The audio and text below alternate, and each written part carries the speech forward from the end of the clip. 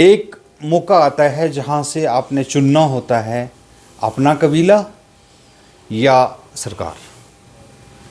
सरकार मतलब बाकी लोग या अपना कबीला, आपने चुनना होता है।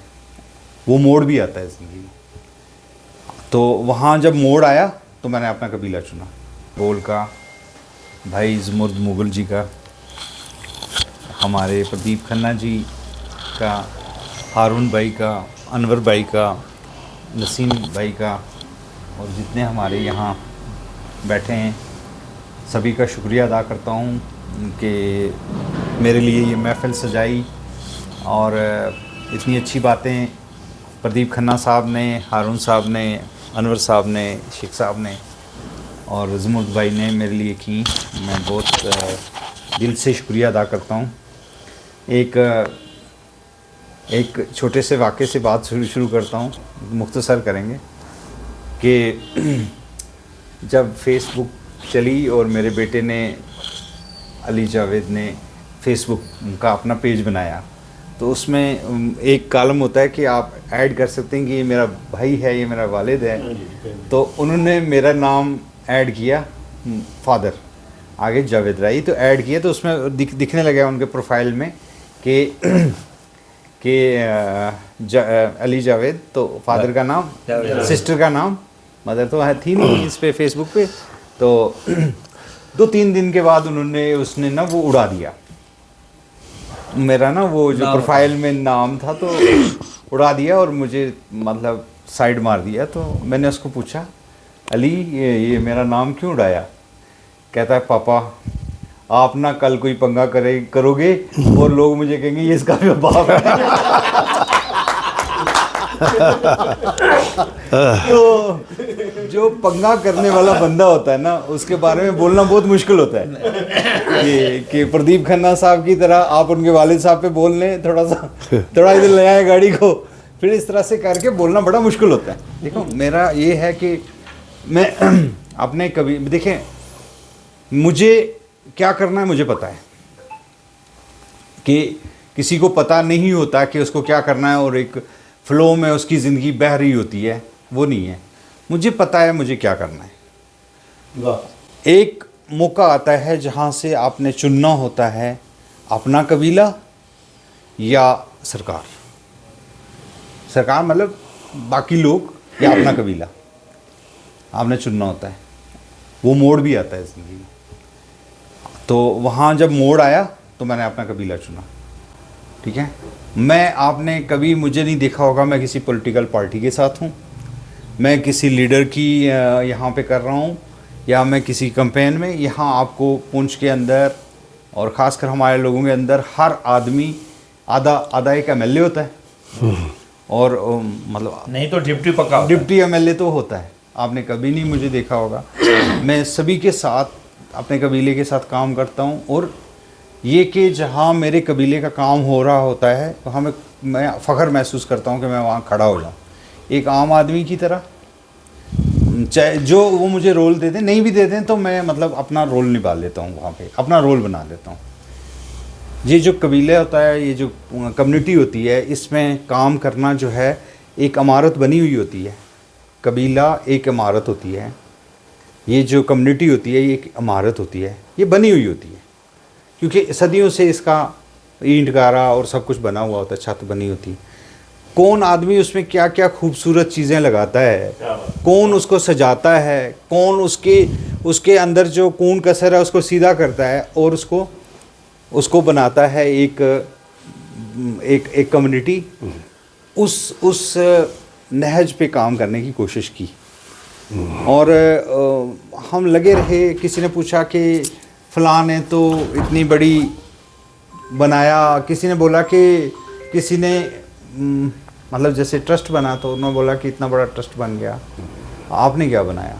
मैंने कहा हमने लोगों के जहनों में जगह बनाई, अपने कबीले की, अपनी कबीले की जगह बनाई। जहाँ कहीं ज़रूरत पड़ती है हमें अपने मतलब मुझे पता है कि जम्मू के अंदर हालात ख़राब हैं, बहुत गुजरों के ख़िलाफ़ काफ़ी हालात ख़राब थे, तो तकरीरें हो रही हैं तो मैंने किसी से पता किया यार, मतलब इसको मिलते हैं ये जो बार एसोसिएशन का जो प्रेसिडेंट हेड हैं, प्रेसिडेंट तो उनको मिलते हैं, तो सलाथिया साहब। तो मैंने फ़ोन किया सलाथिया साहब को कि मेरा नाम जावेद रही है, मैं गुजरों पे काम करता हूँ, तो मैं मिलना चाहता हूँ। तो उन्होंने कहा कि ठीक है। उन्होंने कहा मैं बताता हूँ। उन्होंने पता शता किया कि कौन है, तो उनको पता लगा अच्छा ये है, तो बुला लिया, बैठा। ये एक छोटी सी दुनिया है, इसमें हर आदमी को पता है दूसरा आदमी क्या कर रहा है। कि मैं अपने आप को कहूँ कि नहीं मैं तो ये नहीं कर रहा हूँ, मैं तो वो कर रहा हूँ, ऐसा नहीं है। ये इस हमाम में हम सभी कपड़े के बगैर हैं और सभी को पता है कौन क्या कर रहा है। सिर्फ ये है कि मुझे ये है कि अपने कबीले के लिए काम करने का मौका मिला, और हर साइड पे मुझे लगा कि सोशल मीडिया पे काम करना है तो सोशल मीडिया पे किया, मुझे लगा कि अखबार में काम करना है तो मैंने अखबार में किया, मुझे लगता है कि फॉरेस्ट राइट पे काम करना तो मैंने फॉरेस्ट राइट पे किया। मुझे जहाँ मेरा कबीले के लोग, मुझे लग रहा था कि यहाँ मैं, बल्कि मैंने एक बार एक बात की जिसका मुझे बाद में रिग्रेट हुआ कि मुझे ये ना ऐसे नहीं बोलना चाहिए। तो मैं एक पहाड़ पे गया, तो FRA के सिलसिले में, वहाँ बहुत सारे लोग बैठे हुए थे, तो मैंने उनको बोला कि मैं बेसिकली अपने कबीले के पीछे आया हूँ, मतलब अपने लोगों को ये बताने के लिए, दूसरा कोई सुन ले। तो हालांकि वहाँ बहुत सारे लोग थे और मुझे लगा कि मुझे ऐसे नहीं, मतलब इंसानियत में इतनी दरार नहीं करनी चाहिए कि जहाँ से, लेकिन मेरे अंदर वो, क्योंकि मेरा बेसिक में मकसद जो है, एक जुमला इंसान की ज़िंदगी को बदल सकता है। ठीक है? मैंने गांधी जी की किताब को ट्रांसलेट किया गोजरी में। खुशकिस्मती मेरी कि बच्चों के लिए गांधी जी, तो एक उनकी फैमिली में किसी ने लिखा और उन्होंने ट्रांसलेट कराई, उन्होंने 40 ज़ुबानों में, तो कहीं गोजरी का भी नाम आ गया, तो उन्होंने मुझे कहा कि आप ट्रांसलेट करो। मैंने ट्रांसलेट की, उसमें मैंने एक किस्सा पढ़ा। ये मैं इसीलिए सुना रहा हूँ कि उस किस्से का इसके साथ एक लिंक है। गांधी जी जब छोटे थे, बहुत बच्चे थे, तो उनको डर लगता था एक कमरे से दूसरे कमरे में जाने के लिए, मतलब वो अकेले तो कहीं नहीं जा सकते थे। तो उनकी जो नौकरानी थी, तो वो उनको लेके जाती थी एक कमरे में दूसरे कमरे। एक दिन उनकी जो नौकर थी, उनके साथ हेल्प थी, उसने गांधी जी को बिठा के एक सबक पढ़ाया उनको गांधी जी को कहा कि मैं क्यों नहीं डरती हूँ, तुम क्यों डरते हो, ये बात समझो। तो उन्होंने कहा, उनको समझाया गया कि जब मैं किसी कमरे में जाती हूँ, मैं दिल में करती हूँ हे राम, तो राम मेरी रक्षा के लिए आ जाते हैं। तो एक सुपर नेचुरल ताकत मेरी, तो मुझे कोई नहीं डरा सकता, कोई आफत, कोई चीज़ नहीं कर सकती। तो तुम भी अगर हे राम करके कमरे में जाओगे, तुम्हें कोई नहीं, तुम देख लो। तो वो समझ के, वो सोच के वो जाने लगे और उनके अंदर से डर खत्म हो गया।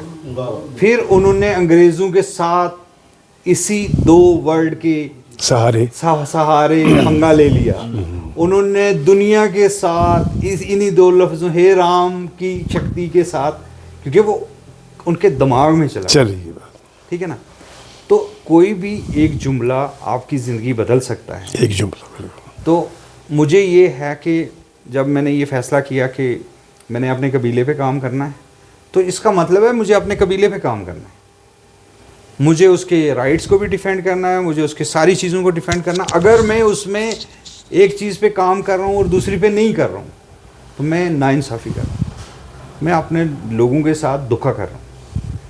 जुमर्द भाई ने कहा कि ये प्रोग्राम करो। मुझे पता था कि मतलब मेरा फॉलोअर काफ़ी ज़्यादा है। जो ही इनका प्रोग्राम आता था, मैं उसको अपने पेज पे शेयर करता था। तो पेज पे शेयर होने का मतलब हो गया कि एकदम से उसको एक बड़ी ऑडियंस तक पहुंचा दिया। लेकिन कहीं ना कहीं मुझे भी एक था कि भाई ये जो चैनल है ये मेरे पुंछ से शुरू हो रहा है। और मतलब बुल साहब को मैंने एक बार बोला कि जावेद अख्तर का इंटरव्यू लेने के बाद सीधा जावेद राय के ऊपर आप आ गए, तो ये आपकी ग्रोथ है कि ये आप इधर आ रहे हैं, नीचे आ रहे हैं।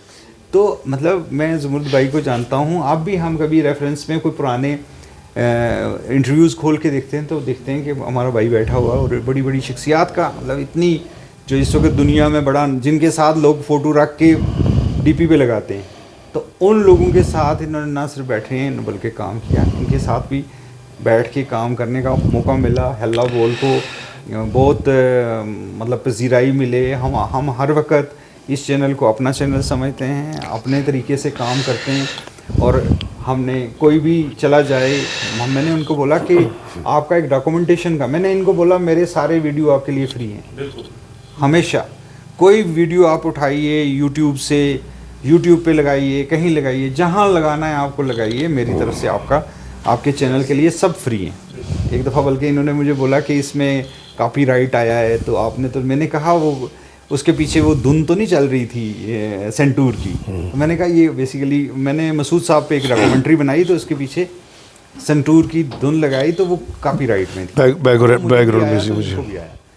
तो इस तरह से ये जो इंस्टीट्यूशन है, ये जो हल्ला बोल का इंस्टीट्यूशन है, आप देखें इसने पिछले 2-3-4 साल के अंदर कितना बड़ा चेंज लाया कि जो सोसाइटी एक दफ़ा बिखर गई थी पुंछ की, जो इसकी कर दिया। मतलब इतना अच्छा चैनल रजौरी में नहीं है, इतना अच्छा चैनल रियासी में नहीं है, पीर पंजाल को छोड़ के आप चले जाओ चनाब वैली में एक भी चैनल नहीं है उनके पास। आपकी 3 जजेस हैं, 3 पढ़ा लिखा आदमी, मतलब एक बड़े जहर का बंदा इसको हेड कर रहा है और जिसने दुनिया देखा है।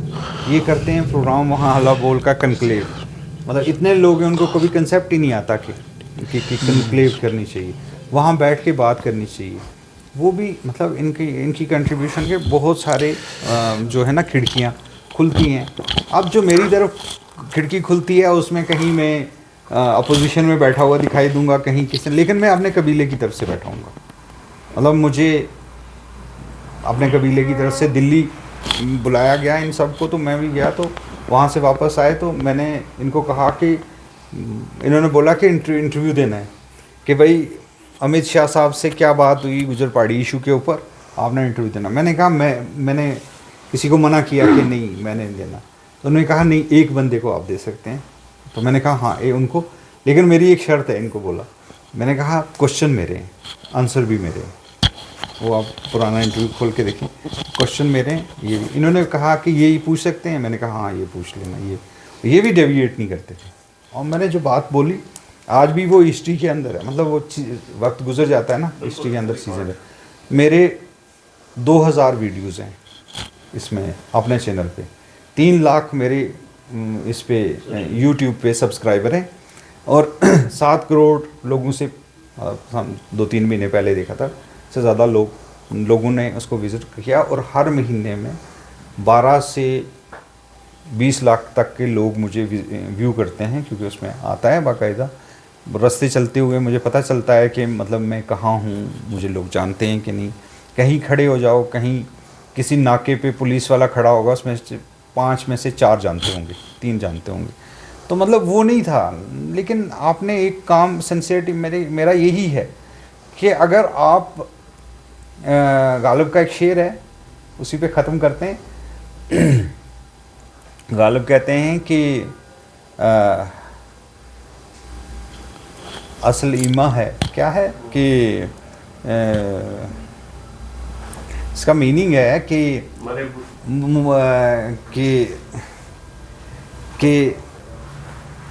मरे बुत खाने में, हाँ, तो गाड़ो ब्राह्मण को, काबे में गाड़ो ब्राह्मण को क्या बशर्ते इस्तवारी का कुछ ऐसे है, वफादारी बाशर्ते इस्तवारी असले ईमान। कहता है कि अगर आप वफादार हो और उसको निभा रहे हो, अगर आप किसी चीज़ के साथ, किसी मिशन के साथ वफादार हो और उसको निभा रहे हो, वफादारी बशर्ते इस्तवारी असल ईमान है। यही आपका ईमान है और यही आपका असल मरकज़ वही है, ईमान है। आपका मज़हब सारा यही है कि आप किसी चीज़ के साथ हो, वफादारी बशर्ते इस्तवारी, वफादार भी हो और उसको निभा भी रहा हो, वही ईमान है। मरे बुत खाने में कि ऐसे है कि जैसे अगर कोई पंडित एक बुत के साथ पत्थर की पूजा करते हुए बुत खाने में मर जाए तो वो मेरे लिए इतना मोहतरम है कि उसको अगर काबे में रखा जाए तो मैं मानता हूँ कि उसको काबे, वो इतना बाइज्जत है कि उसको काबे में रखना चाहिए, क्योंकि उसने क्या किया कि उसने अपने दीन के साथ, अपने मज़हब के साथ वफादारी की और उसको निभाया एंड तक। और यही मैं कहता हूँ एक ईमान है कि अगर वो ऐसा भी है कि बुत खाना और काबा दो अलग अलग चीज़ें, मतलब बुत खाना काबे से, बुत से खाली है, लेकिन अगर बुत की पूजा करते हुए एक आदमी वफादारी से निभा ले तो मेरे नज़दीक वो इतना मोहतरम है कि वो काबे में उसकी कब्र होनी चाहिए, काबे में उसकी समाधि बननी चाहिए। तो हमारा यही है कि हमने एक मिशन लिया है, हम उसके साथ हैं, चाहे मतलब दुनिया में कुछ भी है। मेरे साथ चलते हुए लोगों ने इधर का रास्ता इधर लिया, इधर का इधर लिया। मुझे पता है कि इसके एंड पे फ़लाँ बंदा नाराज़ होगा, वो इक़्तिदार वाला बंदा मुझे अच्छी नज़र से नहीं देखेगा, वो रिपोर्ट मेरे हक़ में नहीं जाएगी, ये रिपोर्ट मुझे ये वो नहीं मिलेगा, अवार्ड नहीं मिलेगा, फ़लाना वो नहीं मिलेगा। हमें पता है ये सब कुछ नहीं मिलना है, लेकिन मुझे अपने मिशन के साथ इस्तवारी करनी है। उसी तरह जिस तरह कि गांधी जी को एक जुमला अच्छा लगा और जिंदगी बदल दी, तो हमने उसी पे रखा हुआ। उसमें किसी को अच्छा लगे, बुरा लगे, तो उसके जिनको बुरा लगे उनसे मैं माफ़ी भी चाह सकता हूँ, लेकिन वो है कि हम वफादारी बशर्ते इस्तवारी, बहुत अच्छा, मरे बुत खाने में तो गाड़ो, काबे में गाड़ो। बहुत बहुत शुक्रिया।